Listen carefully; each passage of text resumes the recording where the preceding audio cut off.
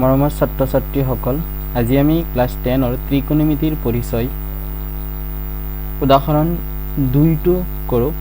প্ৰশ্নটো হ'ল, যদি এংগুল বি আৰু এংগুল কিউ সূক্ষ্মকোণ দুটা এনে ধৰণৰ যে সাইন বি সমান সমান সাইন কিউ, তেন্তে প্ৰমাণ কৰা যে এংগুল বি সমান সমান এংগুল কিউ।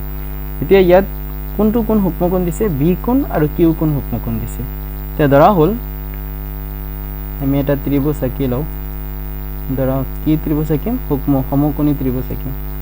আৰু এইটো এটা সমকোণী ত্ৰিভুজ আঁকিলোঁ। সমকোণী ত্ৰিভুজ, ইয়াৰ বি কোণ আৰু কিউ কোণ, কি কোণ বুলি কৈছে? সূক্ষ্মকোণ। সূক্ষ্মকোণ মানে হ'ল 90 ডিগ্ৰীতকৈ সৰু আৰু 0 ডিগ্ৰীতকৈ ডাঙৰ, তেনে কোণক সূক্ষ্মকোণ বুলি কোৱা হয়। এইটো মই এয়া দিলোঁ। ধৰা হ'ল সমকোণী ত্ৰিভুজ মানে ত্ৰিভুজ বি এ কিউৰ এংগুল বি আৰু এংগুল কিউ সূক্ষ্মকোণ। ঠিক আছে, সূক্ষ্মকোণ।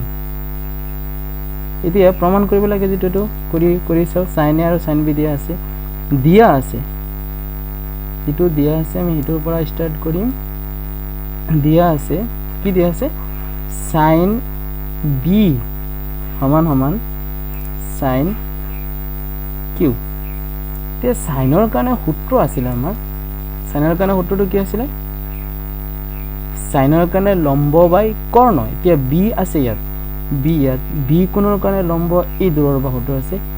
লম্ব হ'ব এ কিউ, কৰ্ণ হ'ব বি কিউ। এতিয়া সাইনৰ কাৰণে আমি সূত্ৰ এটা লিখিব পাৰোঁ, লম্ব বাই কৰ্ণ, মানে এ কিউ বাই কৰ্ণ কোণটো বি কিউ ইজ ইকুৱেল সাইনৰ কাৰণে লম্ব বাই কৰ্ণ, কিন্তু কিউ কোণৰ কাৰণে কিউ কোণ হ'ল ইফালে, তাৰ অপজিট বাহুৰ ডাল। তে এ বি হ'ব লম্ব আৰু কৰ্ণটো একেই, বি কিউ হ'ব কৰ্ণ। এতিয়া আমি সমান চিনৰ ৰাইট চাইড আৰু লেফ্ট চাইডত দুয়োটা চাইডত কি আছে? বি কিউ তলত আছে। বি কিউ কেনচেল কৰিব পাৰোঁ, থাকিব এ কিউ সমান সমান এ বি। এ কিউ সমান সমান এ বি আছে ন। এতিয়া আমি কি কৰিম? এ বি যিটো আছে, এ বিৰ বিপৰীত বাহুটো চাওঁ। এ কিউৰ বিপৰীত কোনটো আছে? বি কোণ আছে। তেতিয়াহ'লে আমি এ কিউৰ সলনি আমি বি কোণ লিখিব পাৰোঁ। সেম এ বিৰ বিপৰীত কোণ, এ বিৰ কিউ কোণ। ইয়াৰ কাৰণ আমি কিয় লিখিব পাৰিছোঁ? কাৰণ আমি জানো সমান বাহুৰ বিপৰীত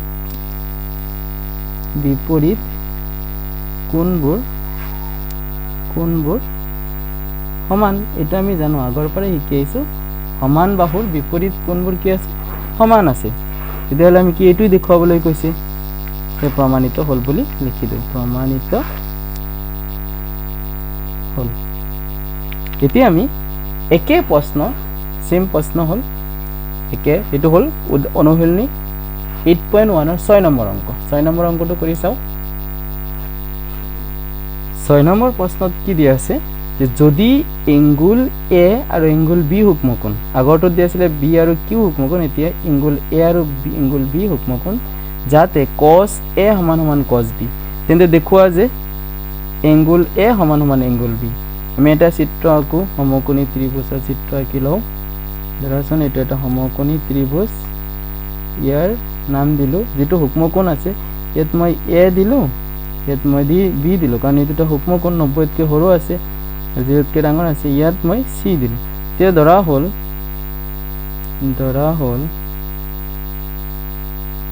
ত্ৰিভুজ এ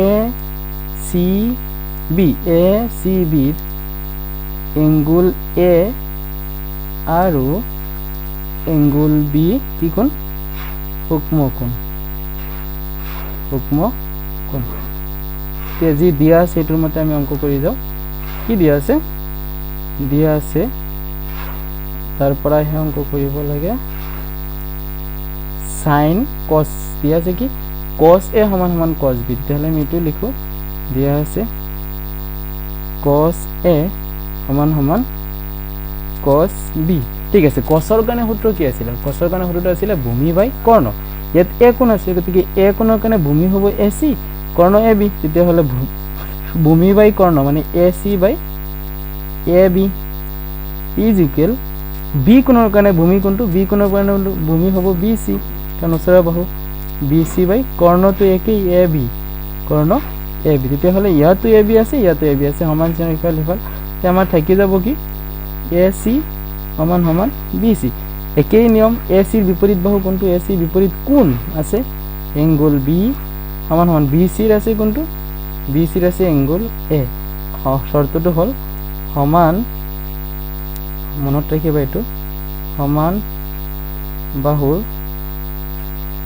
বিপৰীত